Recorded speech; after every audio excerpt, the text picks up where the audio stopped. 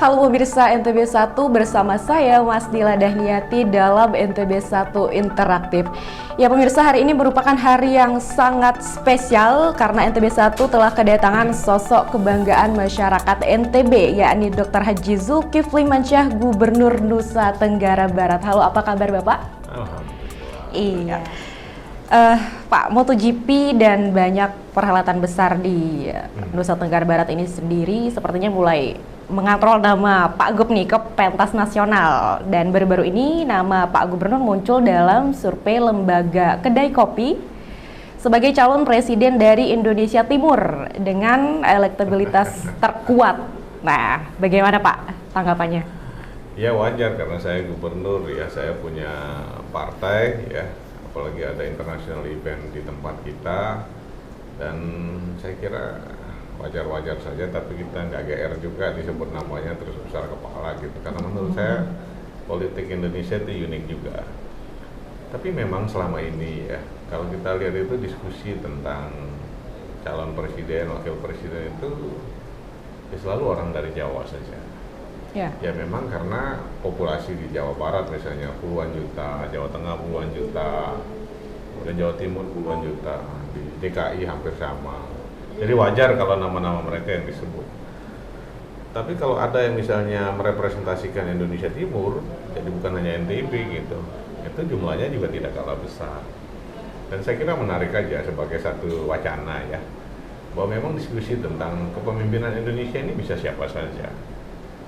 Nah ini kemunculan nama saya itu mungkin menghidupkan rasa optimisme pada anak muda di Indonesia Timur, bahwa kita bagian dari Indonesia juga. Dan if you are capable enough gitu, ya ada kesempatan untuk disebut-sebut minimal.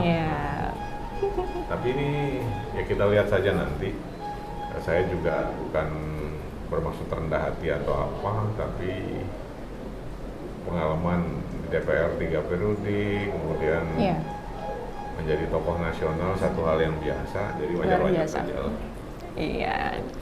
Tapi kalau dari internal PKS sendiri Pak, bagaimana dinamikanya soal kans Pak Gub untuk ditampilkan ke pentas nasional ini, lalu bagaimana dengan opsi untuk kembali tampil memimpin NTB bersama Bu Rohmi nanti? Ya kalau kami melihatnya untuk kans, karena saya punya partai ya, tentu setiap partai itu ingin usung kadernya sendiri ya, apalagi nanti pemilu legislatif bersamaan dengan pemilu presiden. Nah jadi kalau pengalaman Gerindra kemarin ada Prabowo itu mendongkrak suara Gerindra luar biasa, Pak Jokowi dan PDIP-nya juga begitu. Jadi semua partai, bukan hanya PKS, ingin semua kadernya itu berlaga di Pilpres, bukan hanya untuk memenangkan kontestasi pemilihan presiden, tapi untuk menyelamatkan suara partai, bahkan merengkuh segmen baru. Jadi wajar kalau kader partai itu ingin berlaga karena diusung partainya, satu hal yang sangat logis ya. Kalau dinamika di PKS itu banyak yang jago-jago ya, nggak muncul, tapi kalau ditugaskan oleh partai, mereka lebih dari capable untuk belajar cepat mengejar ketertinggalan. Nah, dan kalau misalnya PKS ingin mengusung calon, nah kan nggak mungkin sendiri, tentu dijodohkan dengan mitra koalisinya. Jadi ada cocok-cocokan juga. Misalnya capresnya dari Indonesia Timur, kan nggak mungkin kita jadi wakil presidennya kalau sama-sama Indonesia Timur misalnya. Kalau sama-sama, dicari kecocokan lah supaya menang nanti. Jadi terbuka peluang buat siapa saja, dan saya juga mengikuti diskusi sebagai ketua DPP di PKS. Diskusi tentang capres-cawapres ini masih sangat cair. Jadi semua kemungkinan masih bisa ya. Tapi kalau mau jujur, apakah saya tertarik ke sana? Sepertinya enggak. Saya masih merasa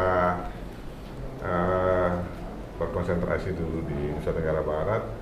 Dan di Nusa Tenggara Barat apa harus maju lagi juga enggak harus juga. Nanti kita lihat hasil survei misalnya, kalau masyarakat masih menginginkan, mulai kita mikir maju lagi.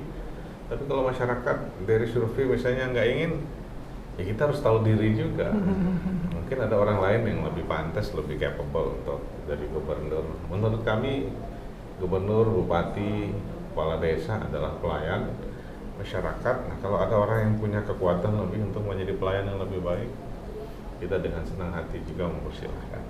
Iya, ini pertanyaan terakhir Pak. Jika disuruh memilih nih, apakah dicalonkan sebagai gubernur 2 periode atau jadi capres atau cawapres? Di PKS itu kalau ada keputusan nggak bisa ditolak juga, kayak apa namanya, kayak perintah ya. Tapi kalau disuruh memilih, dan di PKS kadang-kadang nggak ada pilihan, ya kita lihat aja nanti gimana. Iya. Oke, kalau gitu Bapak, pesan buat pemirsa NTB1 nih, khususnya kaum milenial, bagaimana harusnya mereka bersikap terhadap perhelatan politik? Nah, karena rata-rata mereka kan pasif nih Pak nih, silakan. Kalau menurut saya ya, para milenial ini ya generasi anak-anak saya lah ya. Ini tidak boleh alergi sama politik, dan jangan juga mengekspresikan kepada politik itu berlebihan juga.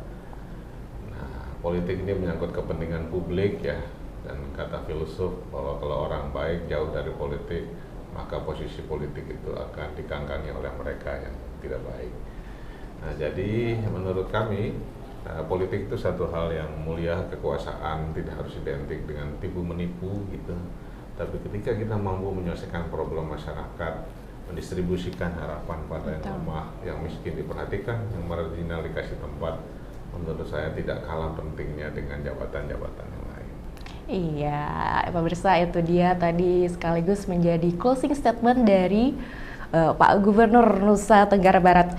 Ya pemirsa, itulah tadi bincang-bincang dengan Pak Gubernur NTB, dan terima kasih Pak Gub sudah hadir di studio NTB1. Pemirsa, nantikan selalu interaktif NTB1 lainnya dengan narasumber yang menarik.